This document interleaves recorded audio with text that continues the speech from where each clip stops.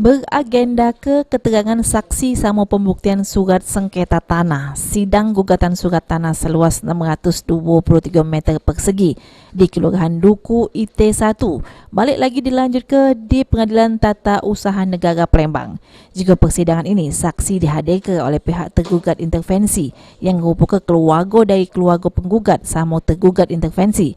Menurut kuasa hukum tergugat intervensi yang ditemui habis proses sidang, kalau pihak tergugat intervensi sudah berada di objek sengketa lahan sejak lahir, di mana hal tersebut berdasar ke surat yang dihadirkan di persidangan sejak tahun 1966.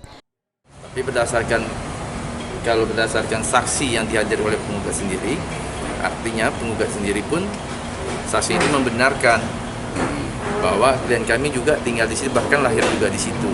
Memang dari dahulu maupun ibunya juga dari dahulu memang tinggal di sana, di sengketa itu. Dalam bentuk apa kita? Dalam bentuk beberapa surat-surat, diantaranya surat-surat tahun 66 yang alamatnya ditujukan kepada misalnya siapa? Kepada.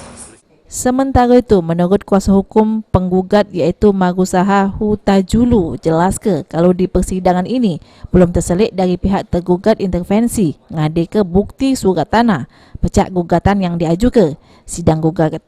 Apakah yang menjadi bukti-bukti kepemilikan tanah itu yang akan mereka ajukan?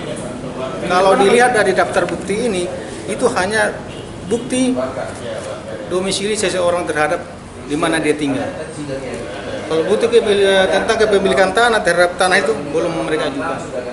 Kalau dilihat dari bukti-bukti yang kuasa usia tengah juga. Sidang gugatan surat seluas 623 meter persegi ini bakal dilanjut ke minggu depan, masih dengan agenda yang sama. Firman Hidayat, PAL TV.